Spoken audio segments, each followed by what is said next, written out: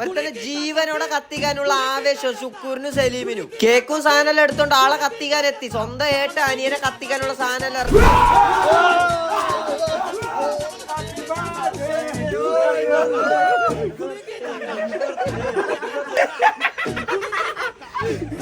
പബ്ജിയും കളിച്ചോണ്ട് ജബ പേടിച്ച് തൂറാൻ മാത്രം ബാക്കി. അജാതി സർപ്രൈസ് നമ്മ ആക്കിയത്. സംഭവം നമ്മളെ ജബന്റെ 25ാമത്തെ ഹാപ്പി ബർത്ത്ഡേ. കഴിഞ്ഞ 25 കൊല്ലായിട്ട് തിന്നും തൂരി നടക്കുന്ന ജബ ഇനിയും ഒരു 100 കൊല്ലം തിന്നും തൂരി ഹാപ്പി ബർത്ത്ഡേ ആയി നടക്കട്ടെ എന്ന് പറഞ്ഞിട്ട് നമ്മ കേക്ക് മുറിക്കാൻ തുടങ്ങി. അപ്പോഴത്തേക്ക് ബാക്കിൽ നിന്ന് ശുക്കൂർ അവന്റെ മാസ്റ്റർ പ്ലാൻ ഇറക്കി ജബന്റെ കുണ്ടി കത്തിക്കാൻ.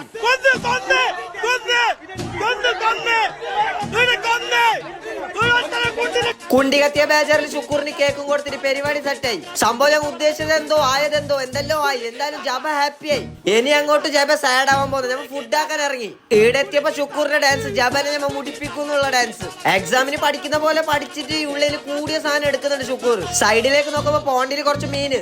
അതിനെ കണ്ടിട്ട് സലീം പറയുന്നത് കിട്ടിയില്ലെങ്കിൽ നല്ല മസാല ഇട്ടിട്ട് ഫ്രൈ ആക്കായിരുന്നു. ഇനി പുതിയ ഒരാളെ നിങ്ങൾക്ക് കാണിച്ചത് ഇത് ദിലീപ്. മീശ മാധവല്ല, ഇത് മീശ ഇല്ലാത്ത മാധവ. മീശ ഇല്ലാത്ത മാധവന് നാണം വന്ന് ആകെപ്പിൽ ഫുഡും വന്ന്. അങ്ങനെ ഫുഡും വന്ന് എല്ലാവരും അടിച്ച് കയറ്റാൻ തുടങ്ങി. സത്യം പറഞ്ഞ എനിക്ക് അത്ര ഇഷ്ടപ്പെട്ടിട്ട ഫുഡ്. ഗോപ്പിന് പിന്നെ ചാണം കൊണ്ട് കൊടുത്താൽ അവന്റെ മുമ്പിൽ ക്യാമറ കൊണ്ടേക്ക് അവൻ സൂപ്പർ എന്നേ പറയും. ഇഷ്ടപ്പെട്ടിട്ട് ഞമ്മ തിന്നു വിടോ. തിന്നുന്ന സാധനമല്ല തിന്നിട്ട് കുടിക്കുന്ന സാധനമല്ല കുടിച്ചിട്ട് ചെറിയ ബില്ല് ജബന്റെ കയ്യിലൊക്കെ കൊടുത്ത് ആടുന്ന് ഹോട്ടലും ക്ലോസ് ആക്കിയിട്ട് നാമ ഇറങ്ങി. അപ്പൊ 1 സെക്കൻഡ് ഹാപ്പി ബർത്ത്ഡേ ജബ. അപ്പൊ അത്രേ ഉള്ളൂ.